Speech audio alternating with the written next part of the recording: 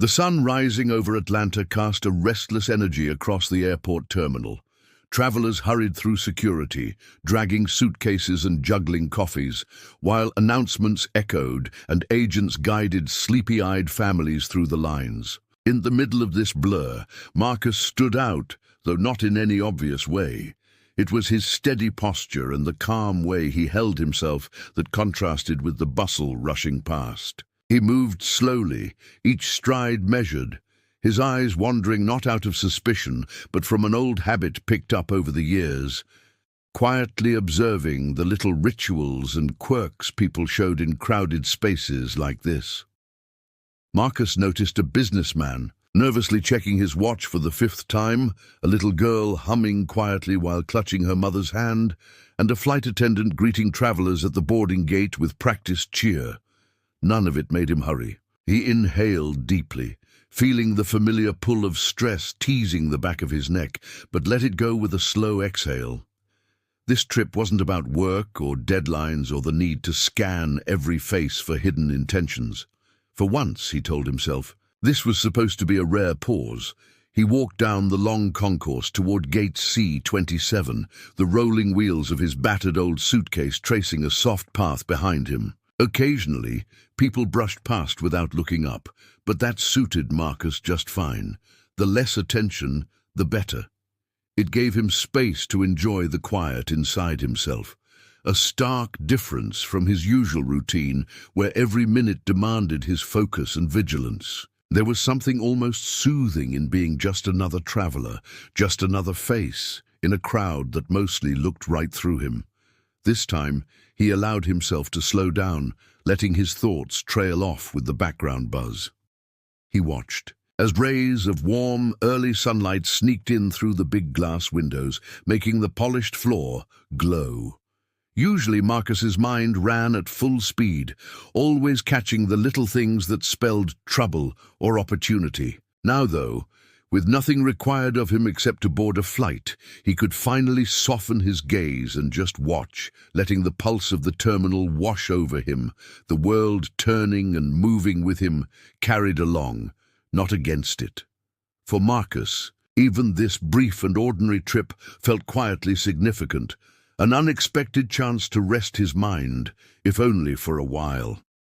As Marcus reached the gate, he was greeted with a polite nod from the airline agent, a woman with a curly ponytail and a badge that read Erica. The ritual was quick. She glanced at his boarding pass, checked his driver's license, and with barely a pause, waved him on with a standard, "Have a good flight." The exchange was simple, the kind that happened 1,000 times a day in an airport like Hartsfield-Jackson. There was no need for chat or extra attention, and Marcus appreciated that. He moved through the process quietly, his mind only half present, clinging to the hope that this entire trip could remain as uneventful as the check-in. With his head slightly bowed, Marcus made his way down the jet bridge, holding only a small, black suitcase by his side. It was old but sturdy, the kind seasoned travelers trusted, scuffed at the corners and bearing a faint Atlanta Falcons sticker from years before. He didn't bother looking around at the other passengers, instead letting himself drift inside his own thoughts. Lately, those thoughts were crowded and tired, the after-effects of weeks spent problem-solving and bouncing between phone calls, all under the cloak of a job that expected more secrets than stories. Boarding the plane, Marcus could finally let go a bit. He found comfort in blending in with everyone else. No one here cared about his job or the weight of whatever he had dealt with lately. They were just fellow travelers, each with their own reasons for flying, eager to reach Orlando or wherever else their connections might take them. Marcus slid his suitcase into the overhead bin, took a window seat near the back and settled in, feeling the familiar fabric beneath his hands. He watched people shuffle past in the aisle, some juggling coffee cups, others already putting in earbuds and ignoring their seatmates. Marcus tried to absorb that easy casualness. He leaned his head back, let out a deep sigh, and reminded himself that here, among these strangers, he could simply be another guy on a plane. For a few hours, He wasn't responsible for anything more than making it to his destination. There was a peace in that, in the hush of the cabin and the promise of a few hours where all he had to do was let go and wait for the journey home. Once Marcus had dropped into his window seat, he immediately fell into the familiar pattern that made travel easier for him. He dug out his headphones, wrapped the cord once around his fingers, and set them within easy reach. He glanced out the smudged glass at the wing just outside, where the rising sunlight was now brightening into full morning. The slow shuffle of people loading into the plane barely registered. He was ready to let the low hum of the engines and the endless monotony of taxi and takeoff wash away the last few weeks. With luck, he would be left alone to enjoy the rare quiet of having nowhere to be but his assigned place. That was when he heard someone pausing at his row, a slight shuffling that broke through the buffer of his thoughts. A woman stood there, her eyes scanning the numbers above the seats and then glancing back at her boarding pass. She looked a little taller than average, and had an air about her that suggested she took everything seriously, right down to the set of her jaw and the sharpness in her gaze. Marcus offered a polite smile, half out of habit, half out of the hope this would be a quick interaction. The woman hesitated before asking, "Excuse me, I'm sorry, but are you sure you're in the right seat? Mine says 12A. Marcus double-checked his boarding pass, which also read 12A. He offered it to her for comparison, watching an awkward look pass over her face as she realized the dilemma. The flight attendant, a man in his early 30s who seemed unfazed by most travel snags, approached and quickly checked both their tickets. In a friendly but firm voice, he asked the woman, "Ma'am, your seat is actually 12B, right?" Here next to him. She looked embarrassed, but also strangely defensive, as if she felt she had been challenged on something important. "I'm sorry," she murmured, settling into her seat. Her movements were stiff, the kind of tension that made Marcus instinctively more aware of the small space they now shared. For a moment, neither said anything. The awkwardness lingered, hanging between them with the faint smell of coffee and industrial carpet. Marcus slipped on his headphones, but left the volume low. Even through the soft music, he could feel the tension in the air, a quiet anticipation that told him this flight might not be as restful as he had hoped. The silence between Marcus and the woman, whose name he would soon learn was Ellen, seemed heavier than the engine's drone outside their window. While the other passengers continued settling, filling overhead bins, and flipping through safety cards, Marcus glanced at Ellen out of the corner of his eye. He noticed how tightly she gripped her bag, her knuckles paling as she wrapped both hands around the strap. She tucked the bag close to her body, as if it carried something precious, or perhaps as a small shield between herself and the world. From time to time, Marcus caught her peeking quickly in his direction, only to turn away the instant he looked back. He tried to focus on the soft playlist coming through his headphones, but a tension lingered in the air, a weird sense that he was under a spotlight, even though no words had been exchanged since the awkward seating mix-up. For Marcus, being watched was nothing new. It had happened countless times outside the walls of his job. Usually, he chalked it up to people's caution or curiosity. In public places, being on guard had almost become second nature. But here, on this packed flight, the same wary feeling found him again, as if a line had been drawn down the middle of row 12, attaching meaning and discomfort to the smallest gesture. Marcus shifted in his seat, aiming for casual. But every movement seemed to draw Ellen's eyes. She would quickly glance down or adjust her seatbelt, her posture ramrod straight. It was like sharing a space with someone who expected a problem without reason. The cabin was filled with the smells of recycled air, faint coffee, and the lemony scent of the disinfectant wipes the attendants handed out at the door. Around them, fellow passengers busied themselves with magazines or phones. Still, A private bubble seemed to form around seats 12A and B, humming with unspoken questions that neither party dared to voice. All Marcus wanted was for this stretch of sky between Atlanta and Orlando to pass quietly. He found it frustrating, though realizing how easily the feeling of being an outsider could slip into even the most routine moments. Up here, far above the sidewalks and the city, ordinary rules faded in theory, and yet old discomforts tagged quietly along. For now, Marcus closed his eyes and let the outside world shrink to the size of his little window, hoping the next hours would let him disappear back into anonymity. Marcus kept his head turned to the window, watching clouds drift past and trying not to notice how restless Ellen had become beside him. Every few minutes he could sense her shifting in her seat, rearranging her bag, or letting out a tight, silent breath. It was as if she was waiting for something to go wrong, though nothing out of the ordinary had happened since they boarded. Suddenly, she reached up with a shaky hand and pressed the flight attendant call button above her.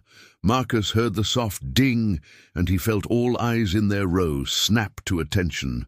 An invisible thread of curiosity pulled taut by the sound. The flight attendant, Erica, the same one who had checked his documents at the gate, arrived quickly. She leaned in with the practiced, calm flight crews learn over years of flying. Ellen, her voice low and a little urgent, whispered something just out of Marcus's earshot. He caught only bits and pieces, phrases like not feeling comfortable and mother's instinct, mixed with the words safety and if there's any way to switch seats. No specifics were offered, nothing that truly explained the reason behind her discomfort, but the meaning was clear to Marcus, as it often had been in similar situations. He kept his expression neutral, hands resting on his knees. Through the years, he'd seen this pattern before. Worry hidden behind soft-spoken concern, a polite face covering a silent search for distance. Ellen's request was framed kindly, all about intuition rather than any real conflict or problem, but Marcus could feel the edge of it, the way her words drew invisible lines in the air without naming them. Erica responded with practiced professionalism, assuring Ellen she would check for any available seats once the plane reached cruising altitude. Ellen nodded, thanked her in a hushed voice, and leaned back, her purse still hugged tight to her side. The conversation ended, but a faint ripple moved through the nearby passengers, some glancing up from their phones as if to sense what might be wrong. Marcus felt all too familiar with the undercurrent, a kind of judgment dressed up as nervousness or protected by a vague excuse. He forced himself to breathe steady, his heart beating just a bit faster.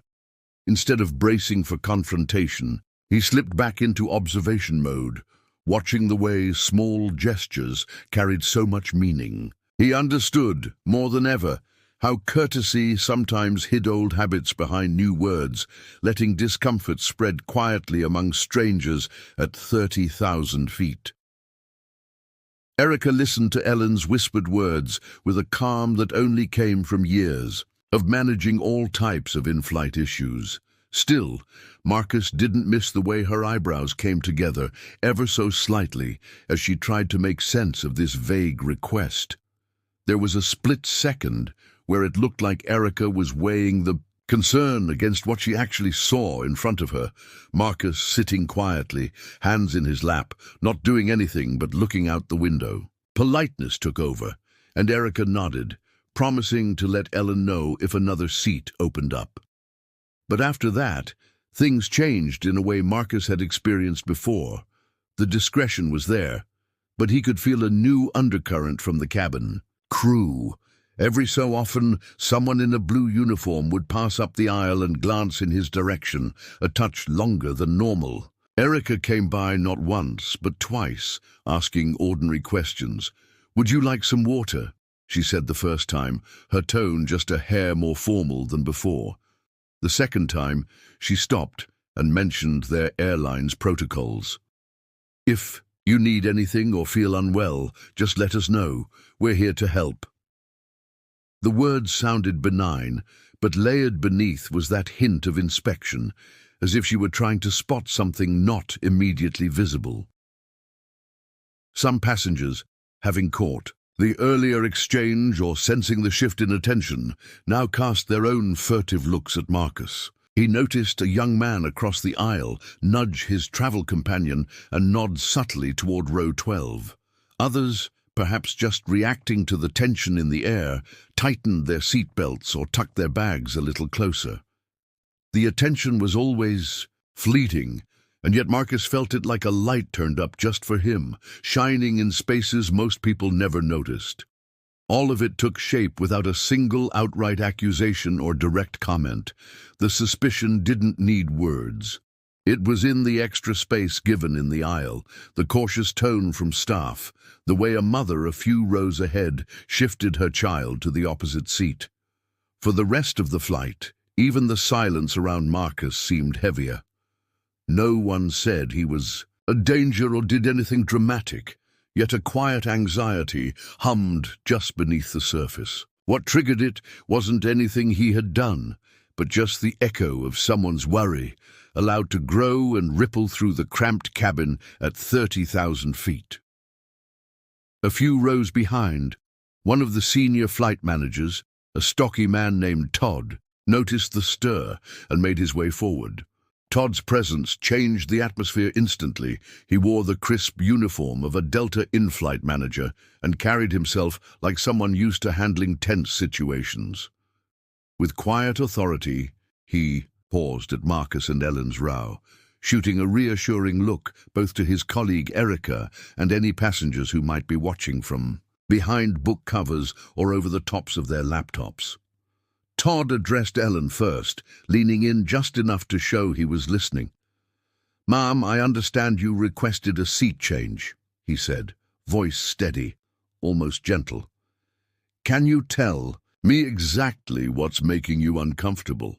His question sounded fair, giving her a respectful chance to explain without judgment. Still, something in the way his gaze held made it clear he needed a real answer, not just feelings, before he could act. Ellen met his eyes, searching for the words. She started to talk about having a strange feeling, something she just could not shake. She mentioned her mother's instinct once more, then trailed off. Todd waited, but the details never got specific. There was nothing concrete.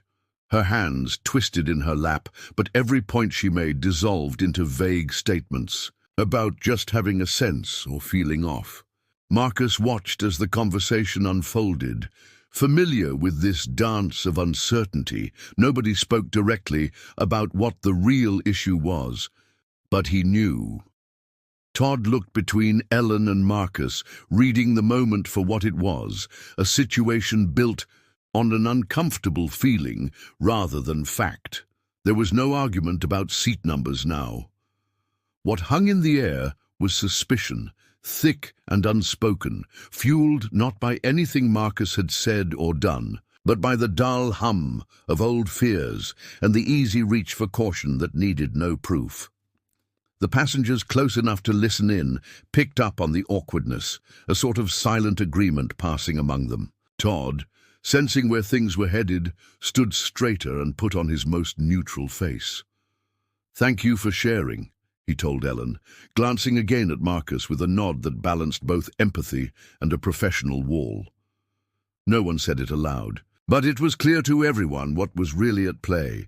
Suspicion disguised as a reasonable request, uncertainty masked as caution, all fed by something unspoken that everyone recognized but no one wanted to claim.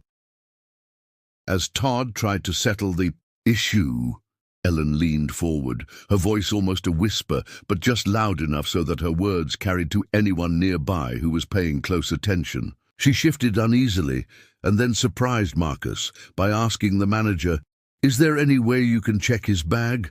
I am sorry, but I just want to be sure everything is all right." This was new, the unease that had floated under the surface now. broke out into the open. Marcus felt his entire body go tense. Without looking at Ellen, he straightened and replied in a measured tone, "No, I am not opening my bag. I have nothing to hide, but that crosses a line." The mood in the row changed immediately, as if the air between them had thickened. Todd looked from Ellen to Marcus, running the situation through the protocols every airline drilled into their staff. He hesitated, not wanting to create a bigger scene, but knowing that ignoring a passenger's openly voiced concern, however unfounded, could bring its own set of troubles. "Sir, it is standard for us to address any concerns from passengers." "Seriously," Todd said, choosing his words carefully, "would you be willing to let us have a look?" His voice was not demanding, more an invitation, but Marcus shook his head. "Absolutely not," he said, "unless there is a real reason, not just a feeling." Ellen tried to soften her request, telling Todd and those listening that it was not about Marcus personally. "I am just thinking about everyone's safety," she insisted, hands tight in her lap. "With everything that happens these days, I would rather be cautious than sorry." Her rationale hung in the stale air, an excuse delivered in the language of concern, even as it made Marcus feel singled out and exposed. By now, the other passengers were hooked, even those who had tried to block out the awkwardness with headphones, or magazines leaned closer, eyes darting above seatbacks. It was no longer just an uncomfortable moment between seatmates. It had turned into a kind of theatre, a silent performance that drew more participants by the second. Some people whispered to their neighbors, others just watched, waiting to see how the drama would play out. For Marcus, the entire flight had shrunk to that narrow aisle and those prying eyes, the rest of the world falling away as suspicion took center stage. Todd realized he could not make this call on his own, so he stepped away, letting the sound of the intercom system fill the awkward space as he called up to the cockpit. "Captain, I have a situation at row 12 I need your input on." While he waited for the captain's reply, the aisle seemed to shrink, all eyes glued to what was happening. The regular hum of the plane faded under the weight of everyone's silence, thick and tense. Marcus kept his gaze steady ahead, jaw set, refusing to fidget or look around, aware that every move would be scrutinized. Ellen, emboldened by the growing attention, sat more upright and spoke with a firmness her voice had lacked before. She looked at Todd, then at the people nearby, raising her voice just enough to be overheard. "Look, I do not want to cause trouble, but he has not said a word the whole trip. He does not smile, and he is carrying around that black bag like it is glued to his side." She paused, then added, "Honestly, you can never be too careful these days. What if he is hiding something dangerous?" The words hung in the air, heavy with accusation, giving shape and reason to her discomfort for the benefit of the listeners. Now following her every word, the faces around Marcus shifted, almost as if on cue, unreadable or nervous. People began to pull back, and he felt the chill of suspicion crystallize. It was as if he had been stripped of his name and story and reduced to the sum of a few nervous details. His reserved manner, the color of his suitcase, his unwillingness to smile at a stranger. None of the people watching knew him, his family, back in Memphis or his old friends from college in Nashville, but it did not matter. With every nervous nod and worried glance, Marcus felt himself slipping further from personhood into something suspicious, something less. Unseen lines had been drawn, and he found himself on the wrong side, with every second of silence adding to the burden, the need for public confirmation, the insistence that he prove himself innocent was sharp as a blade. What hurt most was not the directness of Ellen's words, but how quickly the others accepted her fear as fact. In the cramped space of row 12, Marcus felt the slow erosion of his dignity, a gentle but persistent push that left him exposed as little more than a question mark for everyone else to judge. Moments later, as the anxiety in the cabin simmered, There was the unmistakable presence of authority approaching. The flight attendants made room for a tall man in a navy blazer, Stephen, the airline's regional supervisor, walking steadily down the aisle with a local policeman right behind him. Their arrival demanded instant respect. The quiet shuffle of paperwork, the careful way Stephen checked the seat numbers, and the policeman's steady gaze all signaled that this was no longer just a passenger dispute. Now it had become something official, draped in the full weight of airline regulations and the law. Stephen stopped at row 12, his badge clipped neatly to his jacket, and looked straight at Marcus. His voice was calm but formal, practiced, from years of handling tough situations. "Sir, I'm going to have to ask you to collect your belongings and step off the aircraft with us. We would like to resolve this matter before takeoff." The statement was not an outburst. It simply echoed the very institutional caution Ellen's words had begun. There was no accusation, no mention of wrongdoing, just a bland insistence that protocol was being followed for the safety and comfort of all. Marcus met Stephen's eyes, then glanced at the officer, and finally back at the cabin, where almost every passenger gave him the same cautious look. He could feel the weight of their attention, the judgment formed on nothing more than a story whispered earlier, and the silent spread of fear. But he kept his face neutral, because by now he knew that emotion could be read the wrong way. Without raising his voice, he quietly replied, "No problem. I will come with you." His voice was clear, even, no trace of anger or resentment. He stood, gathered his black carry-on, and stepped into the aisle. Every pair of eyes seemed to follow, some people leaning back a little more, others staring without embarrassment. Marcus held his chin high, walking the slow, narrow path between rows, aware that his every movement was part of a spectacle now. It was strange, he thought, how quickly someone could go from just another passenger on a flight from Atlanta to Dallas to being escorted off by a supervisor and the law. More than anything, he felt the truth of the moment, his identity judged and measured silently, wrapped up in protocols and the fears of strangers, not in who he actually was. With every step, Marcus felt the pressure mount, but outwardly he kept the same steady pace, careful not to rush or react. Stephen and the officer led the way, passengers on either side giving Marcus a wide berth as he moved down the aisle. Just as they approached the exit row, Marcus paused, reached into the inside pocket of his jacket, and pulled out a slim leather wallet. He flipped it open with a steady hand, revealing a blue and gold badge and an identification card that read, "Deputy Director, Federal Bureau of Investigation." There was no dramatic gesture, just a simple, methodical presentation. The badge gleamed in the cabin light. Stephen blinked, instantly recognizing both the name and the authority it carried.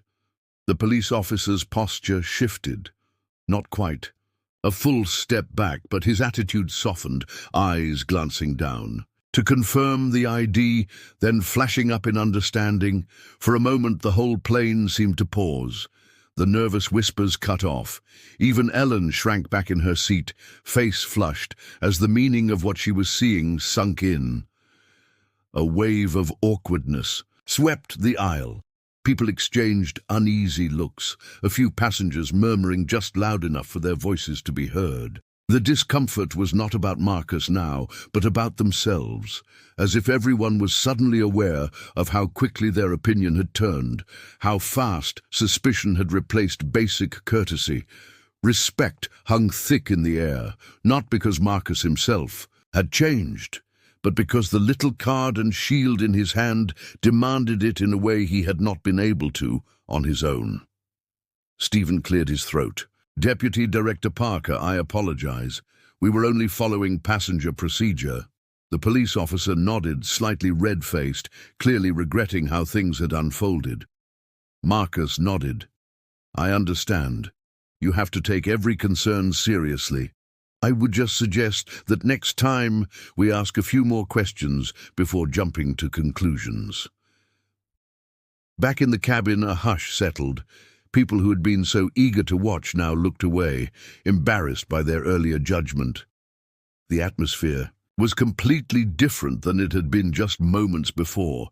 It was almost as if Marcus's identity, now stamped with official authority, had erased the doubt, underlining how arbitrary and fragile the judgments had been all along. Respect replaced suspicion, not because anyone's character had changed, but because power, once shown, had rewritten the rules in an instant. Stephen and the police officer nodded at Marcus's badge, exchanging short words over the radio and confirming his credentials in under a minute. The process was fast, polished, routine even. But as the officialness of the moment wore off, a new feeling set in across the cabin. No one wanted to meet Marcus's eyes now. People found sudden interest in their phones or stared out the oval windows at rainy puddles on the tarmac. The hush that filled the airplane was heavier than before, weighted down with the realization of what had actually happened. Ellen, whose voice had been so firm just moments earlier, now shrank in her seat. She fumbled with the corner of her boarding pass, caught between embarrassment and guilt. After a few seconds, she leaned forward, her words tripping over themselves. I am sorry. Really, I did not know who you were, and you seemed different, I suppose. I was only trying to look out for my daughter and everyone else. She offered a half-smile, as if to repair the damage, but the words felt small and ineffective in the space between them. Marcus considered replying, then thought better of it. The apology was not really about him. It was about trying to erase the awkwardness for everyone else. He nodded politely but looked away. No one else spoke, even the flight attendants, so accustomed to smoothing over awkward moments with coffee and crackers, moved quietly past, their usual chatter reduced to single words. The air conditioning hummed, filling in every gap where a conversation should have been. The absurdity of what had taken place was clear in every face turned away from Marcus, every fidget and shifting stare.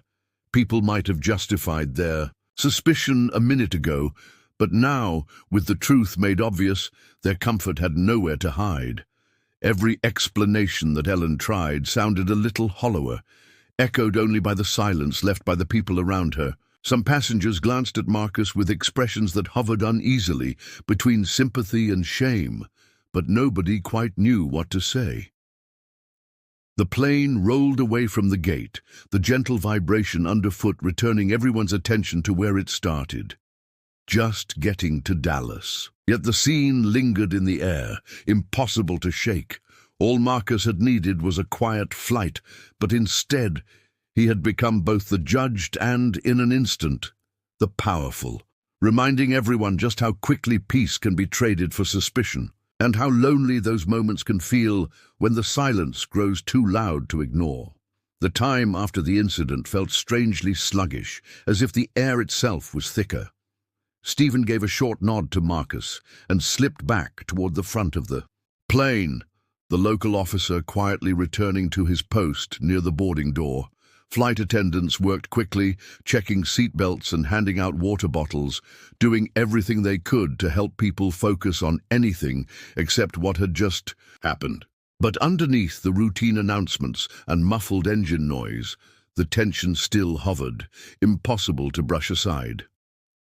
A few rows back, Angela, who had watched everything unfold with tight lips and worried eyes, leaned forward as Marcus passed. On his way back to his seat, she met his gaze for a second. "That was shameful. I'm sorry you had to go through that," she said, her voice soft but firm enough that Ellen could hear if she was listening. Angela, accustomed to moving through life with care, understood all too well the layers to what had happened. She had seen moments like this before, always with some new face at the center. Marcus took the seat that had grown colder during his absence. He managed a quiet thank you, not wanting to draw even more notice. Angela did not push, sensing how raw it all still felt. After a pause, she added, "It happens too often. Folks act like suspicion is just good sense, but usually it is just fear wearing polite clothes." She shook her head, her tone edged with frustration, but low enough for their conversation to stay just between them. He nodded, feeling the tension ease just a bit with someone who understood. "Truth is, you learn to spot those looks before. People even start whispering. Sometimes it takes a badge to remind them, but even that does not always do the job. Tomorrow it will be someone else." There was an easy understanding in Angela's reply.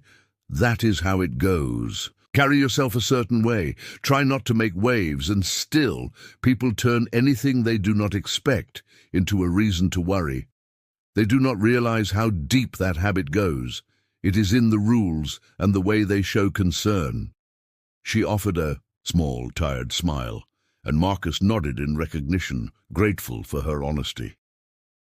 As the plane leveled out over the patchwork of Texas fields, both of them sat quietly, sharing a sense of survival rooted in daily life, knowing their stories would not end when wheels touched down.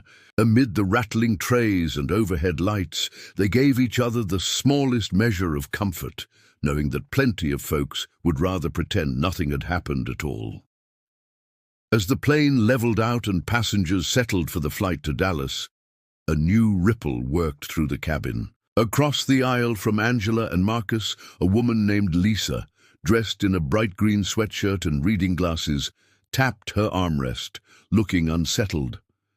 She glanced around, then caught Ellen's eye, her voice calm but with a touch of challenge. "Excuse me, but I think we all just witnessed how quickly a gut feeling can become a problem for somebody else. Did you ever stop to ask yourself why you felt afraid in the first place?" Ellen, still holding her daughter's hand, looked up sharply. She bristled at being singled out, her face pink with embarrassment. "It was just intuition," she replied, quieter than before. "He did seem different. Maybe it was silly, but it felt safer to say something." Lisa's reply was gentle but firm. "See, that is the thing about intuition. Sometimes it is shaped more by what you have heard or been taught than by anything real in the moment. You thought you were being careful, but what if he had not had a badge? What would have happened then?" Her words got people's attention. Conversations stalled, books and tablets lowered, as more heads turned to listen. The dialogue grew, almost against everyone's will. A man from row 20 joined in, saying that fear keeps folks alive, but Angela responded, "Survival is not the same as suspicion. When fear points one way all the time, maybe that is not instinct, it is habit." Even the flight attendant, pouring coffee nearby, paused and nodded quietly along. At first, no one wanted to admit the bigger truth, but Lisa kept at it, describing moments in her own life when she realized the little stories playing in her head about strangers were not really hers to trust. She encouraged everyone to think about how privilege means being able to question fear before it turns into accusation. "Not everyone gets the benefit of the doubt," she said, her words floating up above the seatbacks. It was hard for Ellen to answer. She looked like she was searching for words, but none seemed right. The discussion's real power came from how it forced everyone, people who had chosen to pretend nothing happened, those who felt vaguely uncomfortable, and those who wanted to move on, to stop and confront a problem that belonged to everybody, whether or not they had spoken it out. The cabin, filled with strangers just a little while ago, became a space where uncomfortable honesty broke through, and for once, everyone listened. The drone of the engines became a low, steady background to the conversations that had just played out.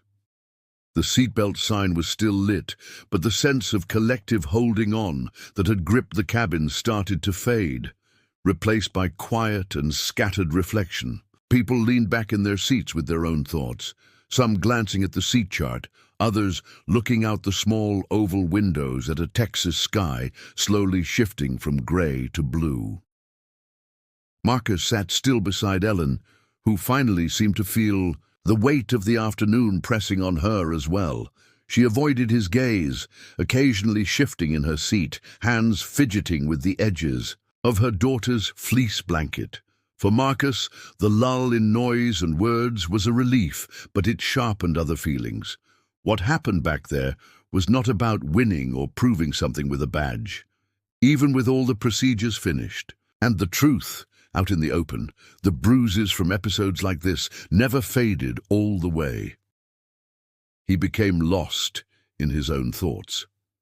It was hard to explain to others what it's like to carry that kind of exhaustion, how each misunderstanding pulls from a well that never really runs dry, even when a day is supposedly finished. There is no medal or acknowledgement for handling these small, constant battles.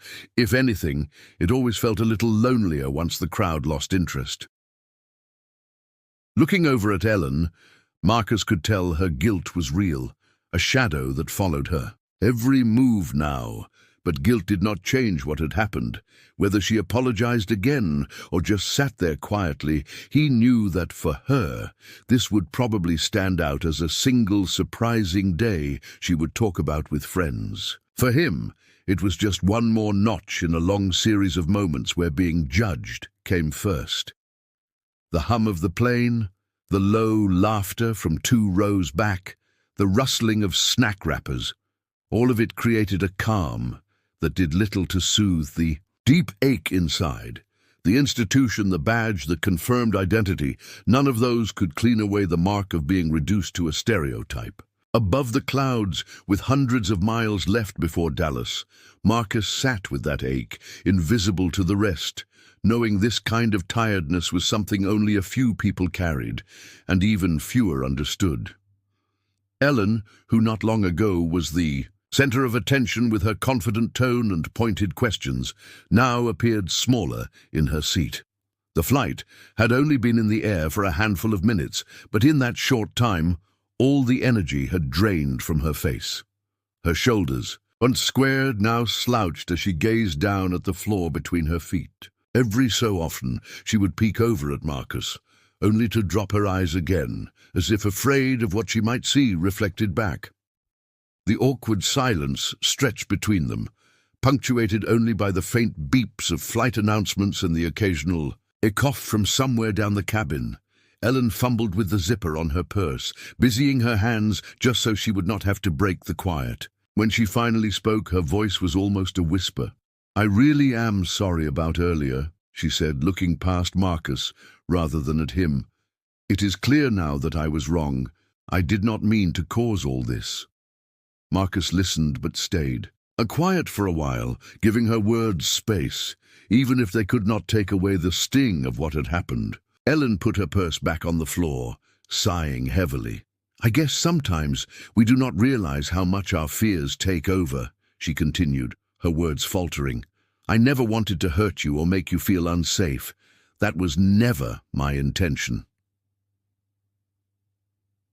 He offered a small nod, acknowledging her effort, though both knew that it was a bandage, not a cure. Marcus understood the routine of apologies, how someone realizes the truth a beat too late, and then tries, in whatever fragile way they can, to fix it after the lines have already been drawn.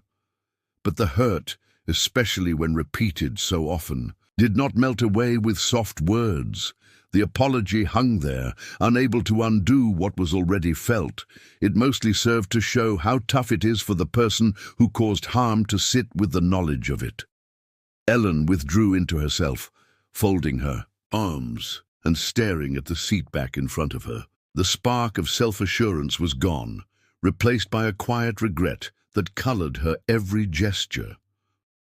Though she might remember this with regret, Marcus knew he would experience moments like this again and again. The pain was never quite new, just another layer added to an old wound. Just after the flight attendants had started moving down the aisle with drinks and snacks, something unusual happened. A neatly folded piece of paper carried by Matthew, one of the crew members, found its way to Marcus. The note had the airline's blue and white logo at the top and was signed by Captain William.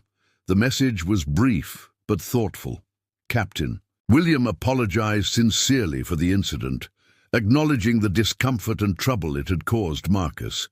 He admitted that, though the crew was following airline procedures, it was clear now that an unfair assumption had been made.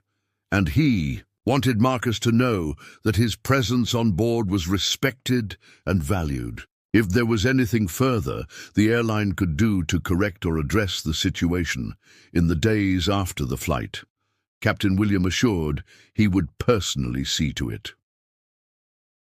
Sitting quietly, Marcus read the note a couple of times, absorbing its simple words. It was not often that people in authority took the time to recognize the deep impact of these moments. There have been many flights, many jobs, even many years in his life when nothing was ever said at all. No acknowledgement that something went wrong, no one stepping up when dignity had been bruised. For a moment, the gesture softened the sharpness of the recent events. Matthew, understanding the personal nature of the note, gave Marcus a nod filled with real sympathy before moving on, delivering drinks to the other side of the plane. Still, as the cabin settled back into a hush, Marcus felt a weight in his chest that no apology or official note could really shift. He appreciated the captain's effort. It was rare and it mattered more than it seemed. But he also knew the feeling of being marked did not fall off so easily. Even when there is recognition, the memory stays.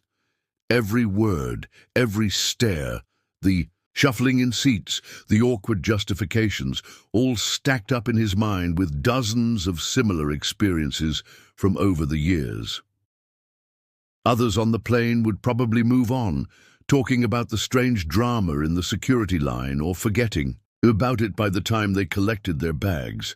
For Marcus, though, the memory was not so simple to pack away. This episode joined all the others, adding to a collection of stories he never chose to gather.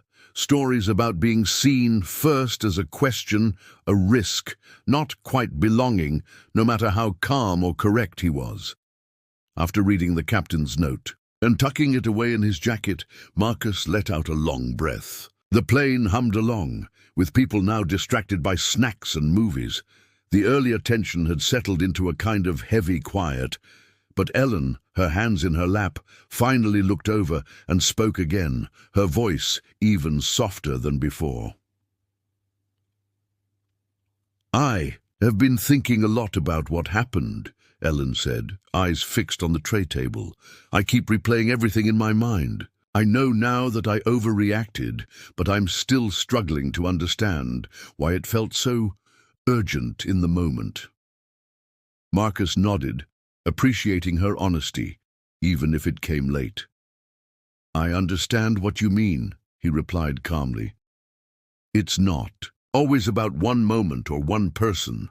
Most of the time it's about all the messages you have taken in over years, news stories, what other people say, little looks and warnings. It becomes normal to feel nervous, even if you cannot always say why." Ellen's cheeks flushed as she listened.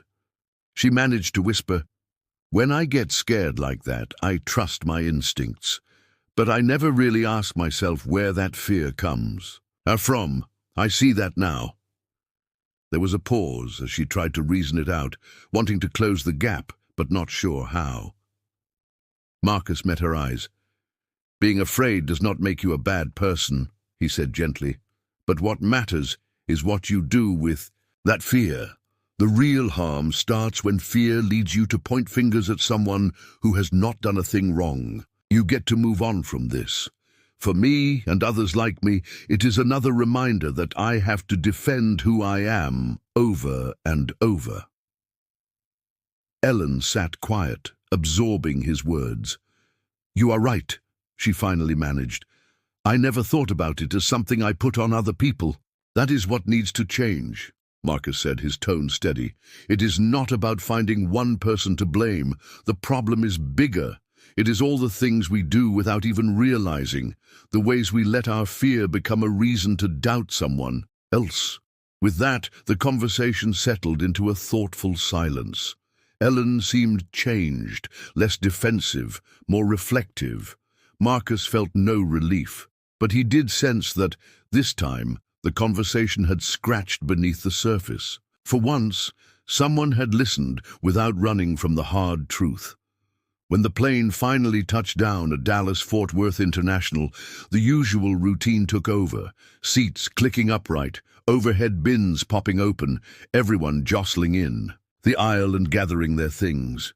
Marcus and Ellen joined the slow-moving line, their movements quiet, almost in sync, though neither spoke at first. The buzz of other passengers filled the space, their voices mixing with the rolling clatter of carry-ons and announcements over the loudspeakers.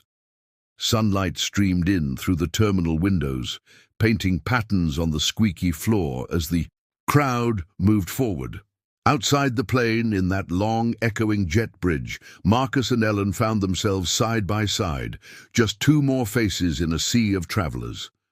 Everything else seemed to pause for a moment. It was Ellen who finally broke. The silence, stopping before the gate doors. She shifted her backpack on her shoulder and took a steady breath, turning to face Marcus more fully than she had before. "This is not like any apology I have ever had to give," she said, her voice a little shaky but determined. "I have been thinking about it since we talked, and there is something I really need to say. I reacted the way I did not just out of fear, but because of something deeper I never wanted to admit was there. I see now that I jumped to a conclusion just because of how you looked. I am genuinely sorry for that. I never thought I was that kind of person, but the truth is, I was." There was a raw honesty in how she spoke this time. She was not putting on a show or saying words just to make herself feel better. It was as though the whole experience had peeled away her defenses. Marcus listened, his expression serious but open. He could tell she meant every word, and that this moment was different from the earlier hushes and quick apologies.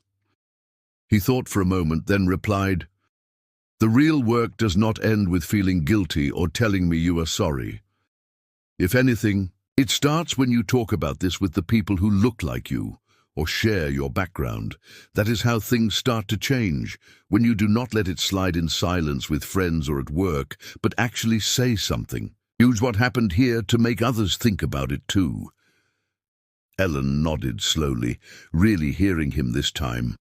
The crowd pushed past, hurrying on to their own lives, but their brief exchange stood out, a small but meaningful step into something better than before. Away from the thick of the crowd, just beyond the gate, Marcus and Ellen paused. Their eyes met, carrying the weight of all that had happened since that uneasy moment at airport security. Without another word, Ellen reached out her hand. Marcus took it, their handshake firm, steady, free of performance or expectation. There were no photos, no onlookers, no record except for the memory held between the two of them. A quiet exchange at the end of a loud, jarring day. They stood for a second, letting the noise and bustle of Dallas-Fort Worth swirl around them. What lingered was not relief or celebration, but a sober understanding. The experience had not been easy for either of them, but it had cracked something open, a kind of truth Ellen would carry home to her family, and Marcus would add to his personal collection of difficult, defining moments. Ellen slipped into the flow of travelers moving toward the exit, the echo of their talk fresh in her mind.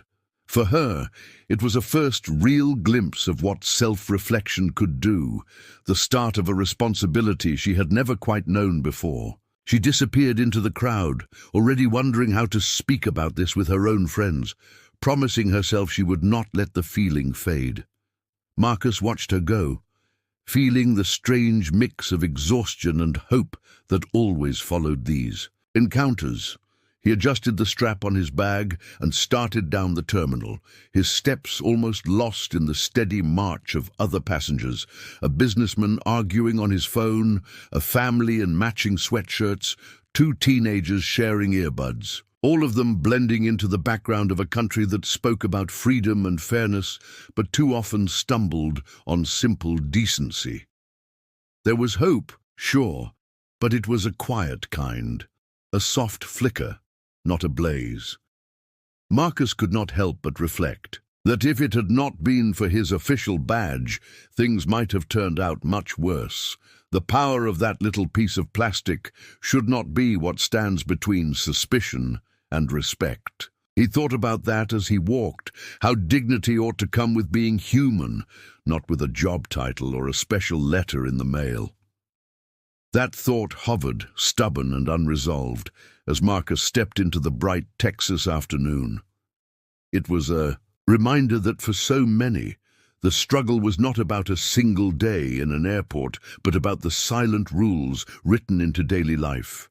And still, as always, there was the hope that even small changes could break the cycle, at least for the next person who just wanted to get home in peace.